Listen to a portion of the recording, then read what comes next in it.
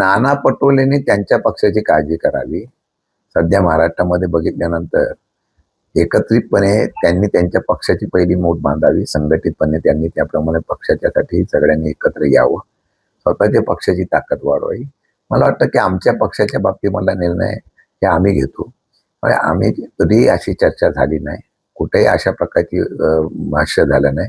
तर नाना पटोलेंना कोण बोललं मला माहीत नाही, पण नाना पटोलेंनी त्यांच्या पक्षाची भूमिका त्यांच्या पक्षासाठी घ्यावी. आणि मला वाटतं की आम्ही आमच्या पद्धतीने चाललेलो आहोत. कालही सुप्रियाताई इंडिया आघाडीच्या बैठकीला होत्या. संजय राऊतांनी सांगितल्याप्रमाणे आज पवारसाहेबांनी पुढाकार घ्यावा आणि इंडिया आघाडी मजबूत करावी, अशा प्रकारे निर्णय. पण मला एक सांगावंसं वाटतं मुद्दामून, की सातत्याने शरदचंद्रजी पवार पक्ष संपला असं सांगणारे या शरद पवार पक्षाच्या असलेल्या पक्षालाच महत्त्व देत आहेत. मग कोण काँग्रेसमध्ये विलिनीकरण करण्याच्या बाबतीमधली भूमिका घेतोय, कोण अजितदादा गटामध्ये विलिनीकरणाची भूमिका घेतलं जातं. याचा अर्थ असा आहे की हा पक्ष परत उभारी घेईल, पवारसाहेबांसारखं नेतृत्व आहे आणि हा पक्षाच्या मागं जनता उभी राहील, हा विश्वास आम्हाला आहे. त्यामुळे मला वाटतं की प्रत्येकाने आपल्या पक्षाची काळजी घ्यावी. आमच्या पक्षाची काळजी करायला आम्ही समर्थ आहोत. आता वर्धापन दिन झाल्यानंतर लगेच त्या पद्धतीने नाना पटोलेंचं स्टेटमेंट आलं असेल. मला वाटतं त्यांना तो प्रश्न विचारावा. पण नाना पटोलेंच्यापेक्षा मला वाटतं राज्याचे अध्यक्ष आहेत, केंद्राचे त्यांचे राष्ट्रीय अध्यक्ष असतील, त्यांच्याशी स्टेटमेंटला मला वाटतं की हे असावं. मला वाटतं आम्ही हर्षवर्धन सकपाळ भेटलो, पण अशी विलीकरणाची कधी चर्चा झालेली नाही. असो, नाना पटोलेंनी काय स्टेटमेंट केलं त्यांना माहिती.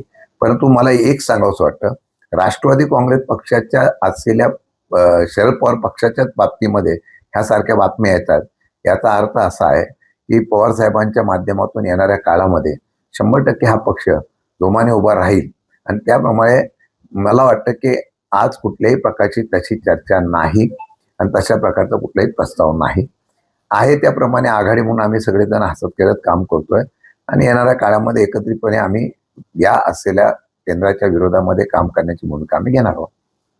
चंद्रकांत पाटील यांनी देखील यावर टीका केली की राष्ट्रवादीच्या विलीनीकरणाच्या चर्चेमध्ये काही तथ्य नाहीये. आधीच काँग्रेस बुडती नाव आहे आणि त्यात राष्ट्रवादी काँग्रेसनं जॉईन केलं तर सगळे शरद पवार पक्षाचे जे मंडळी आहेत ते नाव सोडून दुसरीकडे जातील आणि त्या कार्यकर्त्यांना, पदाधिकाऱ्यांना, आमदारांना तिथं चॉईस देखील आहे आणि ती चॉईस फक्त भाजप आहे. असं आहे की इतर पक्ष महाराष्ट्रामध्ये बरेच आहेत, फक्त राष्ट्रवादी शरद पवार पक्षाचाच विचार सगळेजण का करतात मला कळत नाही. कारण आमच्याकडे एकच नेता, तो शरद पवार आहे. आजही त्यांचा दरारा राजकारणात आहे हे दिसून येतो. त्यामुळे सगळ्या पक्षांना शरद पवारची गरज लागते. पण आम्ही काल धोरण ठरवलेलं आहे की सामान्य कार्यकर्त्यांना ताकद देऊन येणाऱ्या 29ला संघर्षातून विजयापर्यंत जाण्याच्या बाबतीमधले आम्ही संकल्पना केलेली आहे. आणि मला वाटतं त्याच्यामध्ये 100% आम्हाला यश येईल. परंतु आज कोण काय स्टेटमेंट देतं त्याच्यापेक्षा या कुठल्याही बातमीत तथ्य नाही, असं मी स्पष्ट करतो. यावर संजय राऊत देखील त्यांनी त्यावर टीका केली. काँग्रेसमधून बाहेर पडलेल्या प्रत्येक पक्षाला नेतृत्व आहे. शरद पवार, ममता बॅनर्जी, KCR आहेत. माझं मत आहे की शरद पवारांनी याचा पुढाकार घ्यावा, कारण देशात काँग्रेस मजबूत झाली तर आमच्यासारखे प्रादेशिक पक्ष देखील मजबूत होतील. आपण या गोष्टीला शरद पवारांनी पुढाकार घेऊन विलीनीकरणाच्या चर्चेवर बोलावं. संजय राऊतांनी आमच्या पक्षाच्या बाबतीमध्ये भूमिका मांडली असेल, तो संजय राऊतांनी त्यांच्या पक्षाच्या असलेल्या विचाराच्या संदर्भातून चर्चा करावी. मला वाटतं की त्यांनी एक मुद्दा मांडला, त्या मताशी मी सहमत आहे की पवार साहेबांनी इंडिया आघाडीची या ठिकाणी एकत्रितपणे मोठ बांधण्यासाठी पुढाकार घ्यावा आणि तो पुढाकार घेतला तर एक संघटित अशा प्रकारचा विरोधी पक्ष हा स्ट्रॉंग उभा राहील, अशा प्रकारची त्यांची अपेक्षा आहे.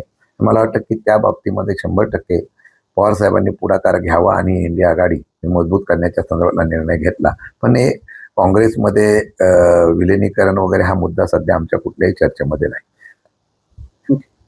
राज ठाकरे मनसे स्वतंत्र पक्ष आहे. शिंदेगड आणि अजित पवार पक्ष हा अमित शहांच्या ठेवलेल्या कंपन्या आहेत, असा आरोप देखील यावेळी त्यांनी राऊतांनी केलाय. नाही, राज ठाकरेंचा स्वतंत्र पक्ष आहे, पण ही वस्तुस्थिती आहे की त्यामध्ये या फुटलेले पक्ष जे होते ते पक्ष आमच्यातून फोडून दुसरीकडे त्यांनी पक्ष स्थापन केलेला आहे. येणाऱ्या काळामध्ये आपण जर बघितलं तर या पक्षांच्या बाबतीमधला काय निर्णय जो आहे तो येणाऱ्या काळामध्ये पाहायला मिळेल. कारण आदरणीय स्वर्गवासी अजितदादा गेल्यानंतर बऱ्याच चर्चा पक्षाच्या माध्यमातून त्या होत आहेत. मी त्याच्यावर भाष्य करणार नाही. परंतु मला वाटतं की लोकांमध्ये ज्यावेळेला एक सुप्त इच्छा विरोधाची आहे, जी आपण वेळोवेळी महाराष्ट्रात देशामध्ये सध्याच्या परिस्थितीत बघतोय. येणाऱ्या काळामध्ये आम्ही एकत्रितपणे जर व्यवस्थितपणे लढाई उभी केली, संघटितपणे केली, तर मला वाटतं चांगल्या प्रकारचं चित्र महाराष्ट्रात आणि देशात पाहायला मिळेल.